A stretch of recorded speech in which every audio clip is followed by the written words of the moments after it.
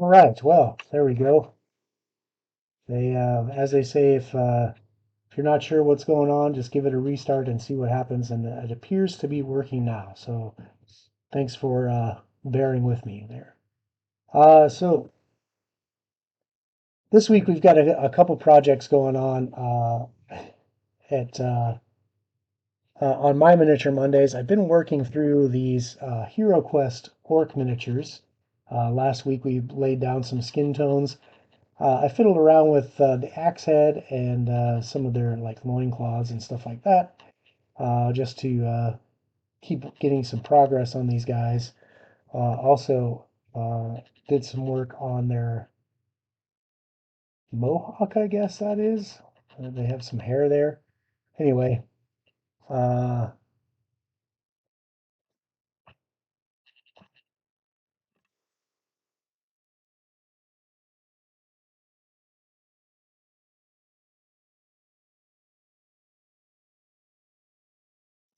continue to work on those. We do have the female counterparts that were done for this board game as well, using the standard slap chop speed paint method we've been using.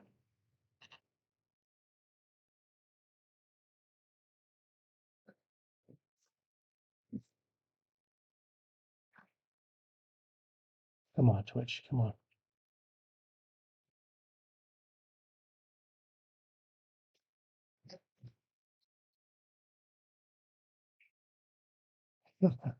Okay, so you guys can hear me and see me out there, right? I don't know if why my camera is not transmitting. It's on my screen. Can you guys see the overhead cam at all?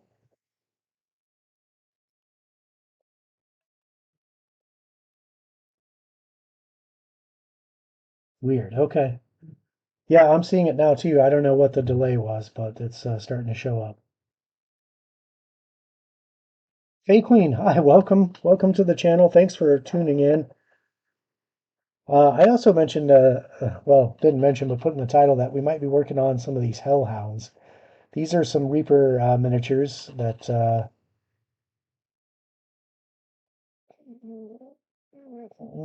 no, I'm not broadcasting video games. What?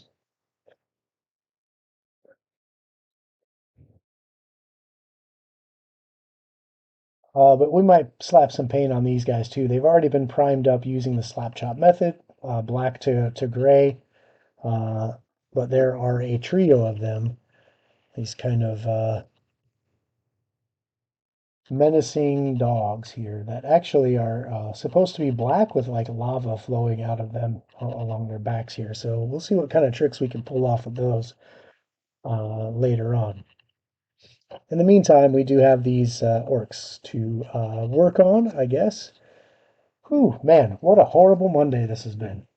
Let's see if we can't get ourselves to calm down and relax and focus in and meditate on painting miniatures. It always seems to help settle me down when I'm doing it for my enjoyment. When I'm doing it for a stream, I don't know, we'll see. See if I can't relax and get this into the groove here. Okay, for these guys' armor, we'll use our standard recipe for metal armor, which is the Army Painter Speed Paint Enchanted Steel. I'm going to mix this up with a little bit of black and to darken it down a little bit, and a little bit of Speed Paint Medium to just act as a thinner. Before I do that, I'm going to clean out my palette of the old paint that I've been working with. The paint is dry, so I can scrape it right out of the hard plastic palette I've been using.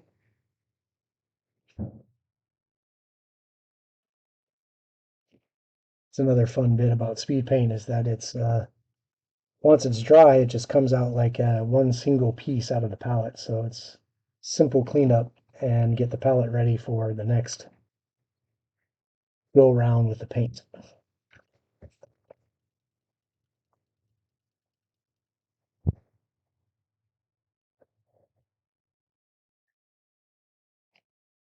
At this rate, maybe I should stream video games instead of painting. I don't know. It might be easier to set up.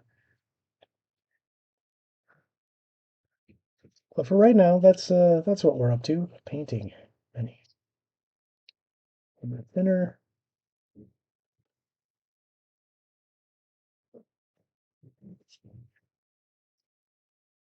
A little bit of black wash to darken this down.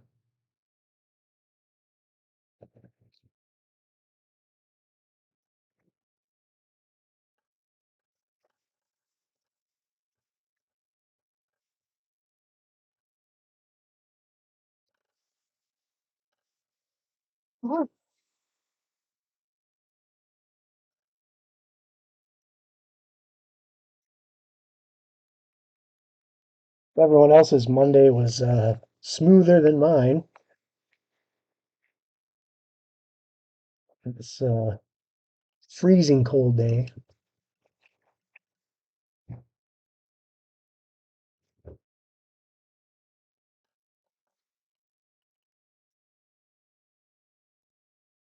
Brutal outside.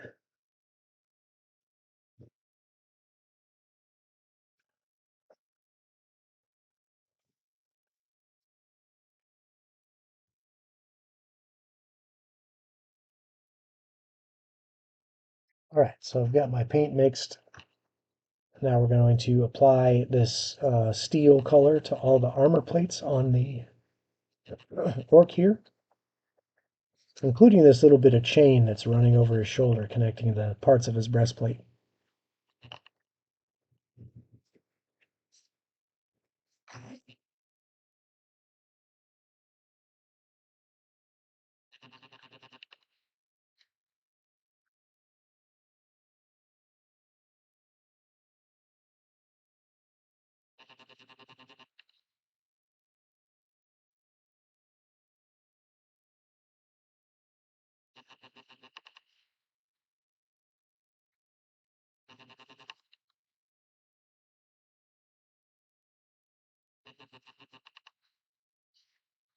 On top of being freezing cold, it seems like I might be trying to fight off a cold.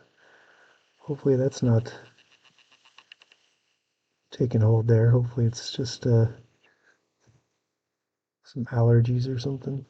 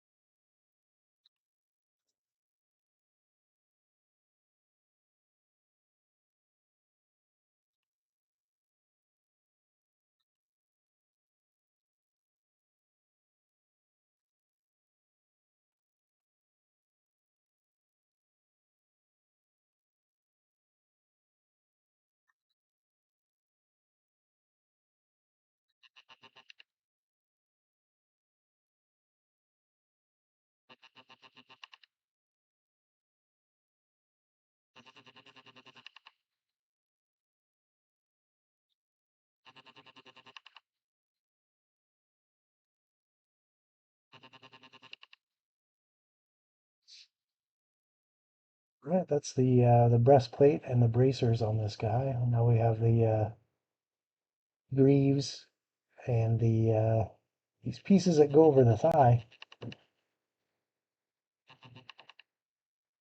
Oh no, that sounds terrible.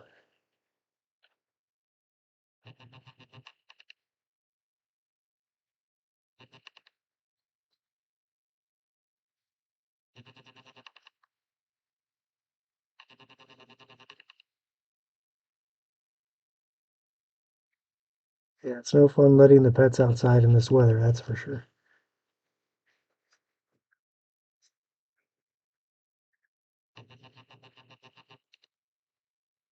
All right.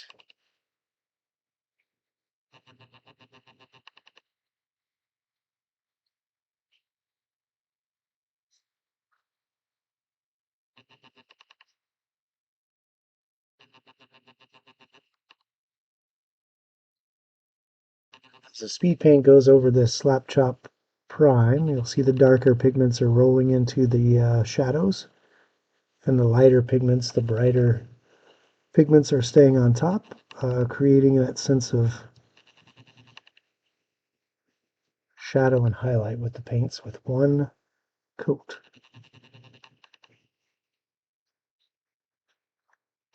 I've said it 1,000 times, but this makes miniature painting so much easier, your throughput so much faster.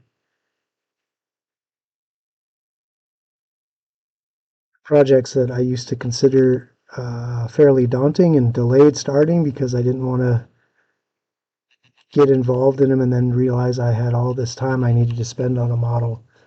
It sped that up as well, so I'm starting to go back to projects I wanted to tackle years ago and getting them done, which is that's kind of a cool feeling as well.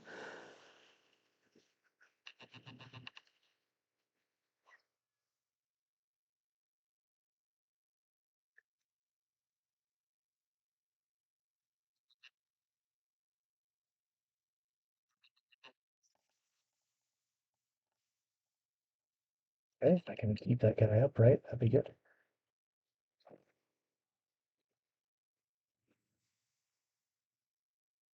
Oh,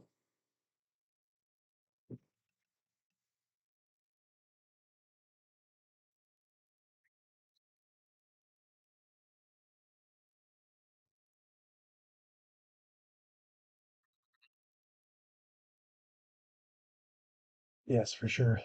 Not having the wind certainly helps. But one example of those projects I've been putting off is the Pathfinder iconic miniatures that Reaper put out going back to 2013, 2014. Starting with the core rulebook from first edition. These are the same iconics that appear in second edition, but their first edition core rulebook miniatures were uh, molded and produced by Reaper back in 2013, 2014. And I finally started getting working on those. I wanted to do all the iconics for Pathfinder for some time, but they're so detailed and so much work that I thought I couldn't really do them justice with layer painting. But with speed paints, the details were easy to pop out. This is one example of that. This is Amiri, the iconic barbarian. She's got all kinds of fiddly bits on her armor. But with speed paints, I slap chopped this up and speed painted her all on Sunday afternoon before the AFC playoff game. So I had a productive Sunday getting at least one miniature painted, thanks to speed paints.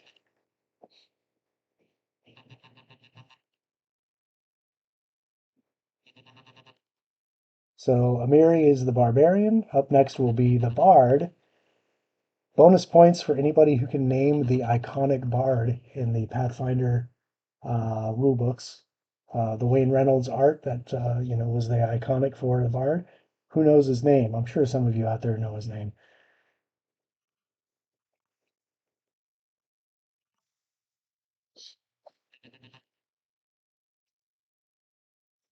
There we go. Bonus points to Peliquim. That's correct. It is Lem. Lem, the Halfling Bard, who is still the iconic in second edition. They did change up some of the iconics for some of the classes. The Oracle is now a Tengu, is my understanding. And I'm not sure what their name is.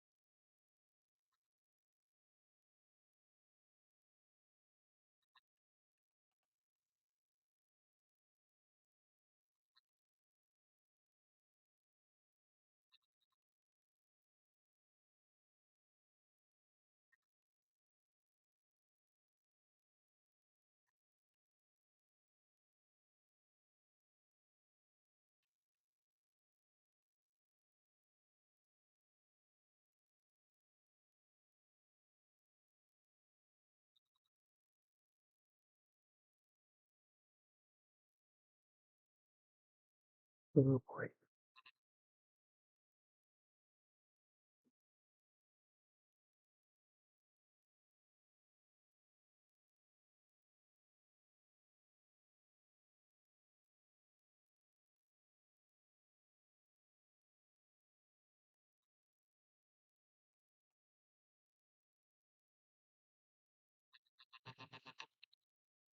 That chain, you could just drag the brush right over the length of the chain, and the speed paint medium will just pull the darker pigment in between the links of the chain while those lighter pigments stay on top, so your chain gets in one stroke all those details of the links, the shadows between the links. It makes miniature painting that much more fun, I think, for me at least. I'm the type of person that if I start a project, my brain tends to want to get in a hurry to get to the end. Whether it's painting a miniature or drawing something, if I'm working on like a sketch or something, I'm never fully satisfied until I get to the finished product. And sometimes I am in such a rush to get to the finished product, I ruin the project I'm working on. That's something I need to work on. But speed paints, I can rush to the end because they are so quick and easy. Uh, I can see it happening right before my eyes, like what it's gonna look like. So this has kind of reinvigorated my enjoyment of the miniature painting hobby.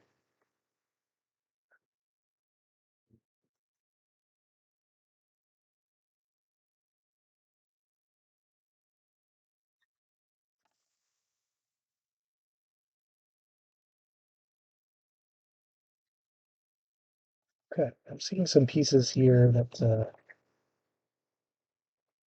some areas of the skin are need some additional color, so we'll fix that real quick.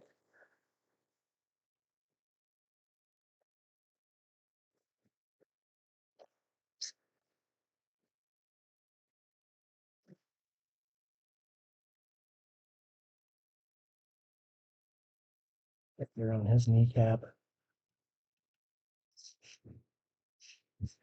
Also notice the shin of my other orc was missing some color.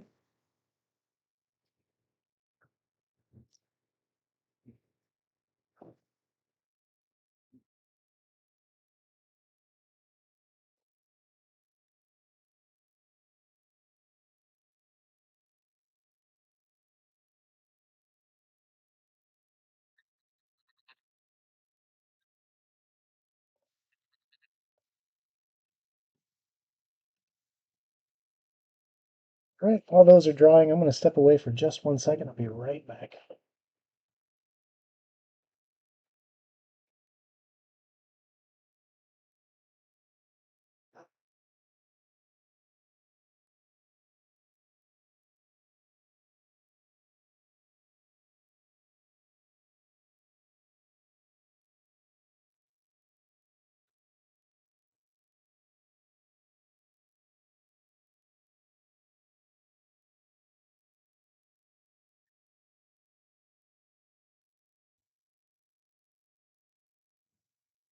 Right? Ollie was just getting in the window, wanting to get after some of the birds that she can hear outside.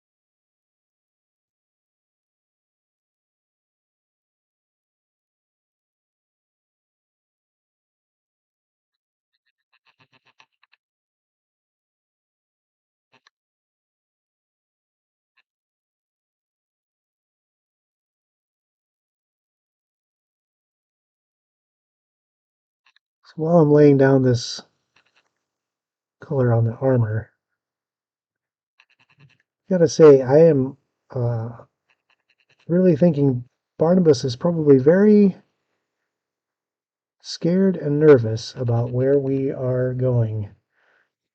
Going to an entire plane, an entire dimension of existence that's made of fire, is not sitting well with Barnabas, I don't think.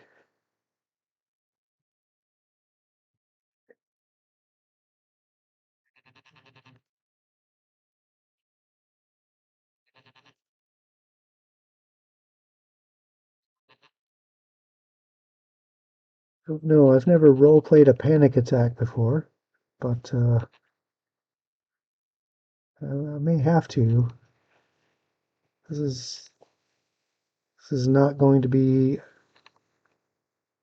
very fun for Barnabas at all.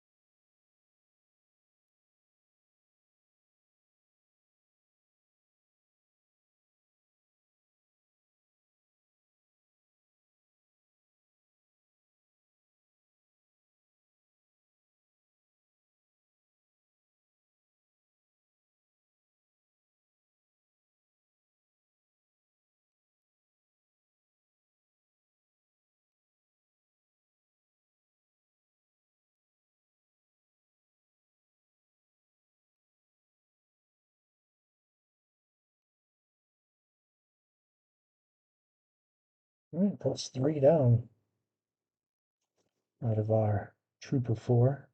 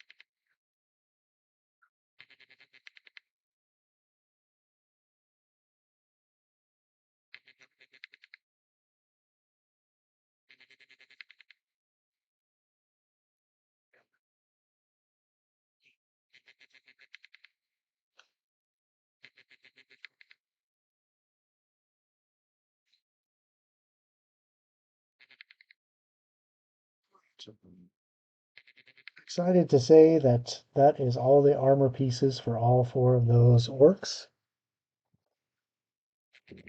So we'll let that metallic paint dry for just a little bit.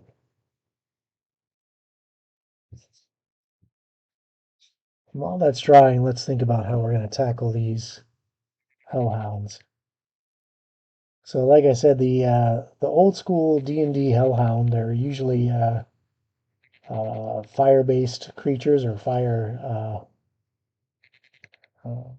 they have fire immunities and things like that, and they tend to be depicted as black hounds with flames coming out of their back. So I think that's what they're trying to do with this sculpture, right? They have this, their back almost looks like molten rock. So I think what we're going to start with is filling in these cracks on the model with yellow. And then we're going to basically paint up the yellow oh, hey, evil. Look at that. Fuel line's freezing at -40. Oh my gosh. I can't imagine.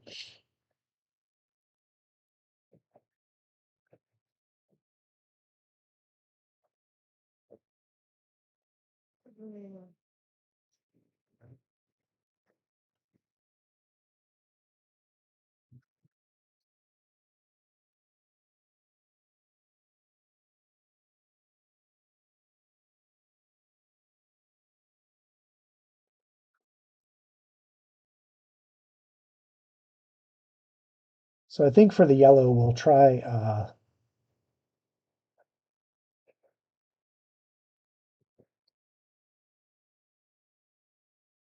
use the old Speed Paint 1 Zealot Yellow. This looks kind of orangish when it comes out of the container, but it does dry yellow.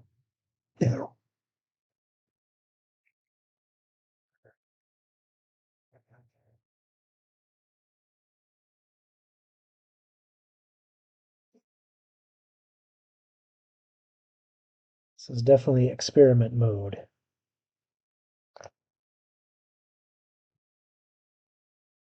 The reason I'm starting with yellow is if you look at fire or lava, a lot of people, when they paint fire or lava, will paint it orange or red and then like make the tips and the highest parts of the fire yellow. And flame doesn't work like that. It's actually the opposite of what we're used to with color, where the deepest parts of a flame, the brightest, hottest parts of the flame, are usually the brightest. That's usually like the very bright white or yellow, depending on the heat of the flame. And then as it moves out, the flame becomes orange, and then eventually it might be orangish red at the tips. And miniature painters even go a little bit more stylized than that, where they'll start from a yellow or a white hot yellow, work all the way up through orange to red, all the way to like almost a smoky brown tip on the flame, just to give it that extra stylized sense of color and a dynamic flames. If you look at flames in a fireplace, they just look like orange. But if you look close where the logs are, it's brighter, it's more yellow, and then as the flames get farther away from their source of fuel, they actually get darker. They get orange, almost to sometimes to red, depending on what's burning.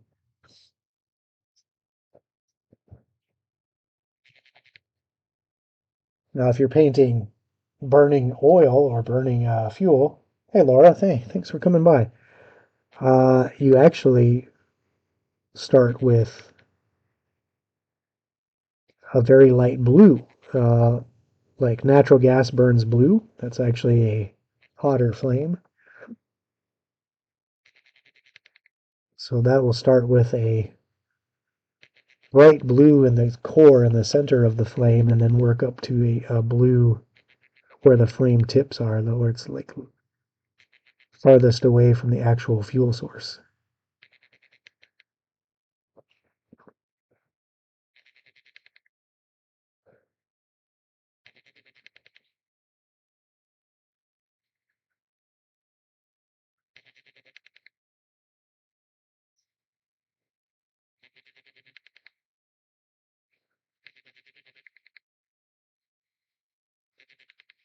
All right, I'm actually liking how this is working, almost like a wash. This yellow is going down into the cracks. So everywhere there's like little cracks on the model is actually where there's heat coming out of this, like the molten core of this monster.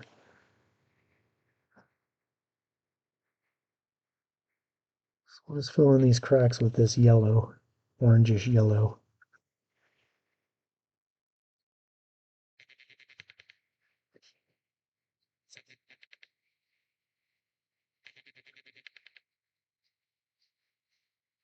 And the paint will just kind of flow down into that crack because of the medium that speed paint's in.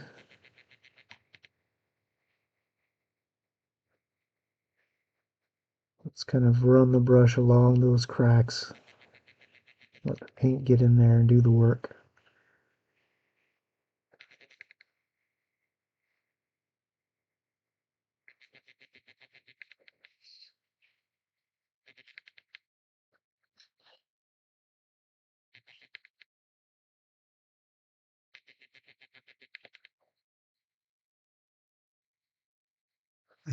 Yes, they like to be petted, probably by their fire giant masters, as these hellhounds are typically tamed and used as guard animals for fire giant fortresses or outposts. I use these in my Giant Slayer campaign, where these fire giants had taken over a volcano and were mobilizing their military forces to march on the small folk at the behest of another giant, an evil storm giant.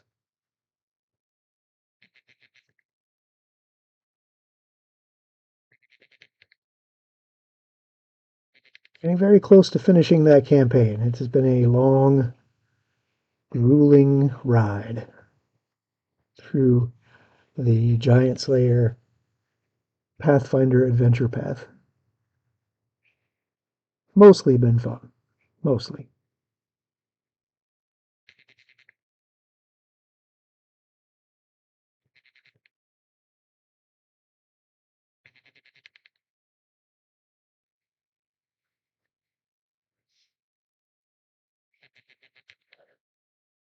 Right, yeah, that's what I'm going for, Laura. So thanks.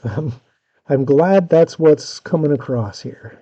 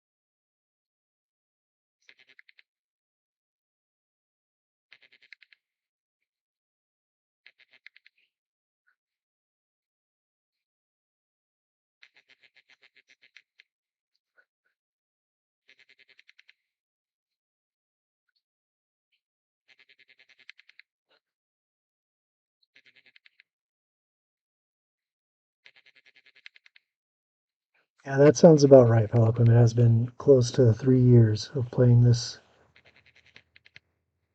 this particular campaign.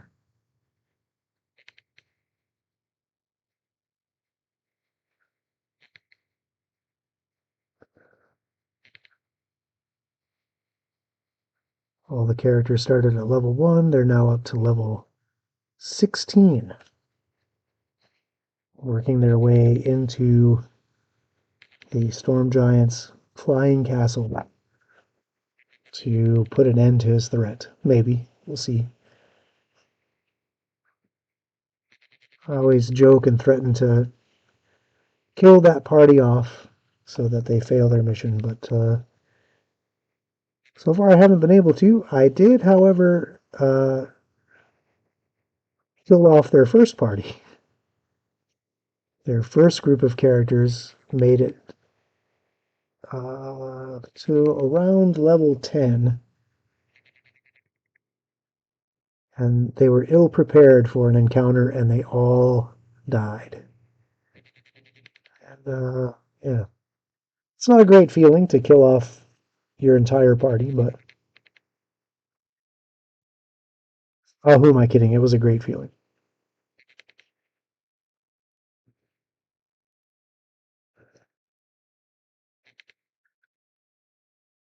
But they had made contact with the dwarves in a dwarven sky citadel, Yonderhof, and when no reply was sent to Yonderhof after so much time, they began to worry about the heroes.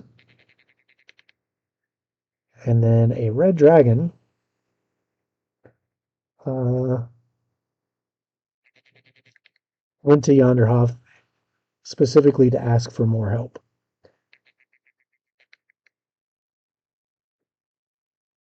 Which is interesting because red dragons don't typically uh, work with humanoids at all.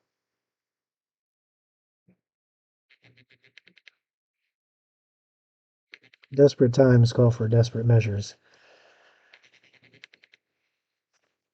Okay, I think since Laura said that reads like sulfur, that's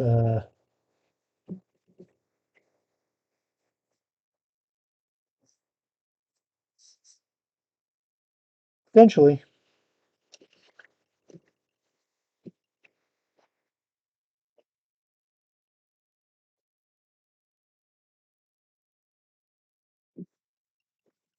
It didn't help that their caster who could have teleported them out was the first one to die.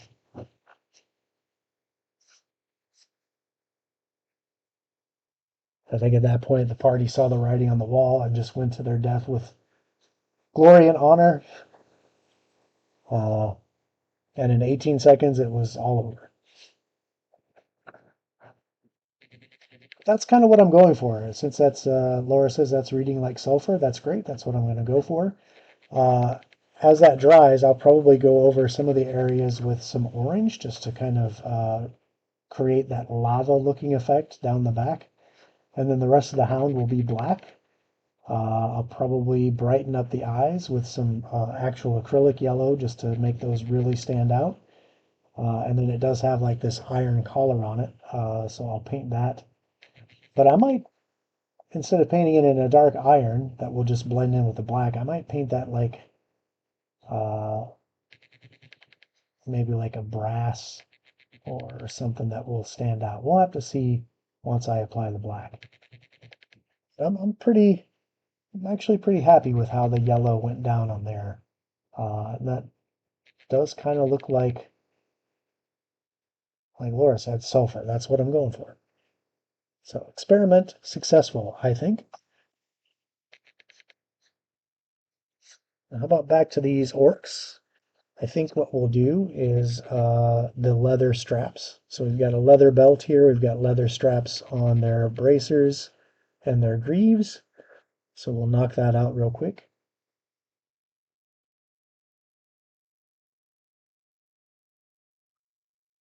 Black with mother of pearl edges. If only I had mother of pearl paint to do that with, Evil. I don't think I have a pearlescent uh, paint. However, there are companies out there that produce like a paint medium to kind of give that uh, pearlescent or opalescent color. Turbo Dork makes a lot of really cool colors that, like this one here, uh, Sweet Dreams, is this kind of goes from a plum purple to like a almost like an indigo, and it does so in like a pearlescent uh, effect. This reminds me a lot of like it's a color shift paint, so it reminds me a lot of like custom paint jobs on like car show cars, where you're looking at it from one light and it looks one color, and then as you move around the vehicle and around the paint job, you see that the sun's reflecting differently, and it looks like a different color. That's what these Turbo Dork paints. What a great name for a paint, Turbo Dork. So there's that one. This one's really cool. It's called 3D Glasses. It fades from like a plum purple to a teal. So you get the contrast of the purple and teal. And this looks super cool. I use this. This looks like almost like an oil slick, and I use this on a black pudding miniature to give it that kind of oily slick look. Okay, duly noted. I don't know that he'll give it to me in acrylic though. Aren't the um, Man, aren't auto body paints usually an enamel or polyurethane paint? My dad used to do auto body and paint as well. He used to own a shop in Colorado. So it's been a long time since I've been in the shop getting high off Bondo fumes. But yeah, I may take you up on that, Evil. If Turbo Dork doesn't have a paint out there that creates that pearlescent medium, we'll see. I may, yeah. Oh man, I used to love the smell of Bondo as a kid. Whenever my dad was working on a car, it was like watching an artist when he would slop that on his little Bondo palette and mix it up with his little spreader, and then just right over his the dents that he'd done, and then he'd have this leftover glop of Bondo on his palette that he would let dry and then scrape off into a bucket. So it's a good smell. It brings back very pleasant memories for me.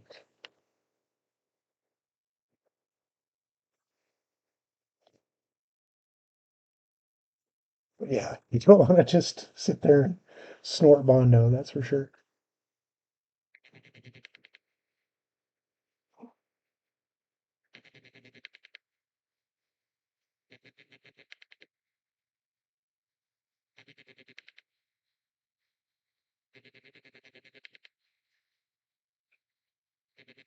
Oh boy, that's too much.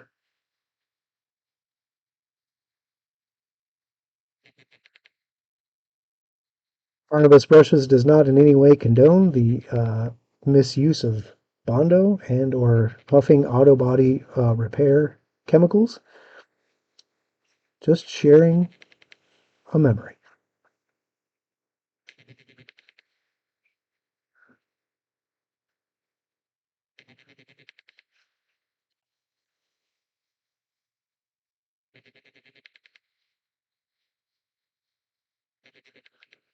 Well, that's interesting. You can probably see on camera that my thumb has just decided to start bleeding for no apparent reason. I might have nicked it with another fingernail or something, but that's how cold and dry it is. Just skin just popping apart. It's awesome. Let's try not to get any blood on my paint job.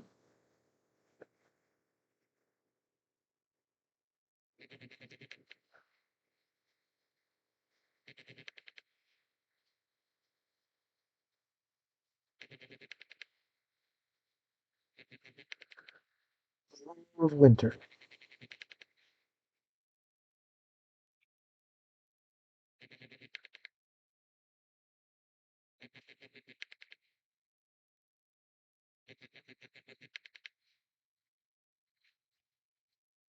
That's blood, Microwatch. Just a little bit of popped skin on my thumb because it's so cold.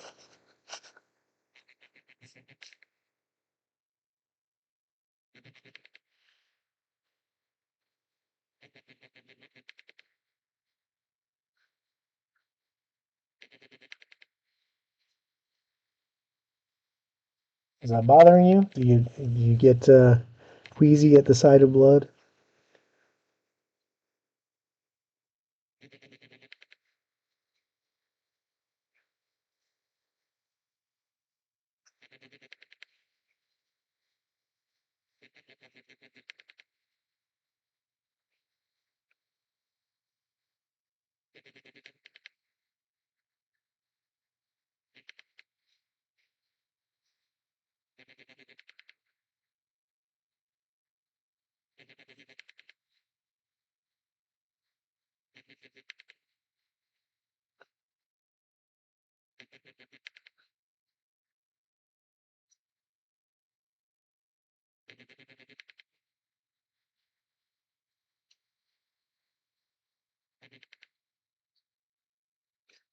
Yes, yeah. For us that come from a medical technology background, that's true. If the sight of blood made us woozy, we would have a rough couple weeks until we realized it wasn't the profession for us, right?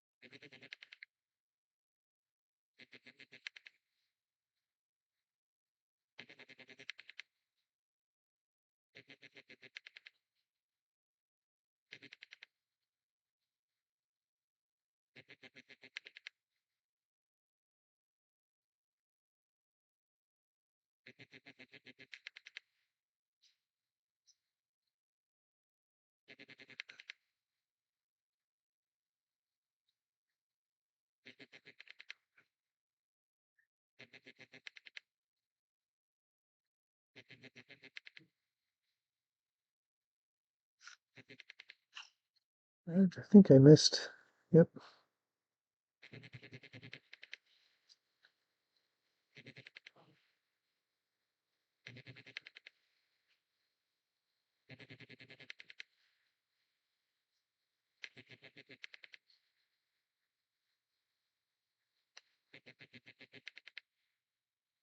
All right, so we still have a little bit of work to do on the leathers on these guys.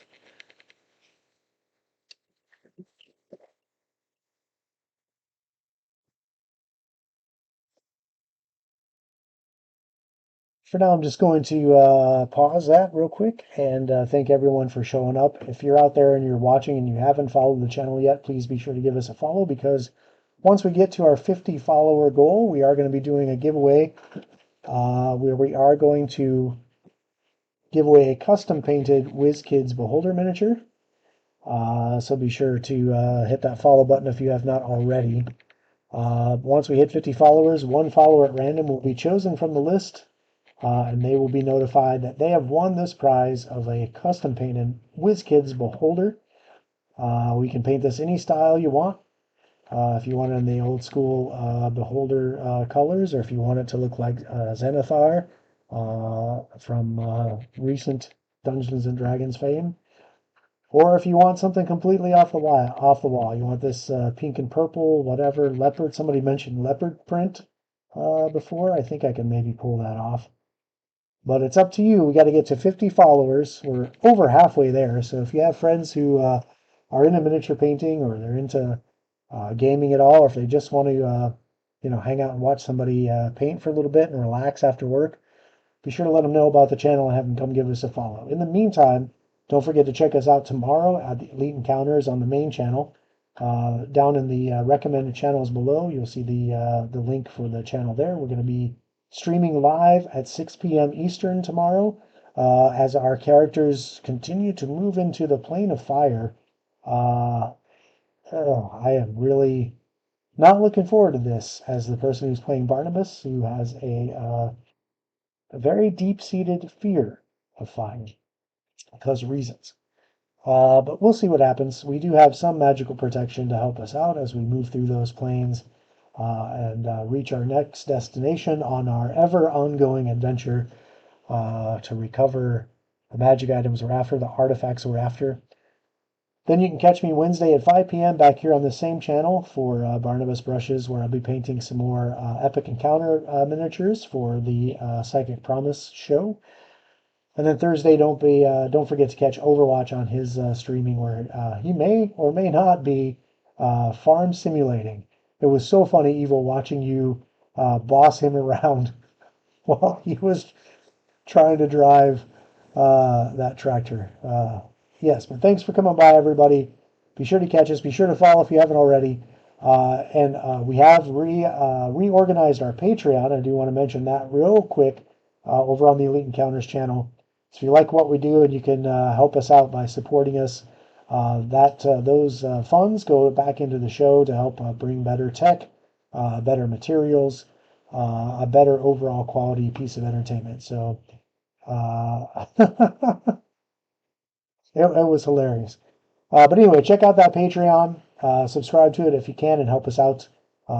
It certainly will help us bring you more content, better content. We've got plenty of things brewing, some announcements coming down the pipe, so be sure to stay tuned for that. In the meantime, thanks so much for coming here to Barnabas Brushes. Love all you guys. I appreciate everybody.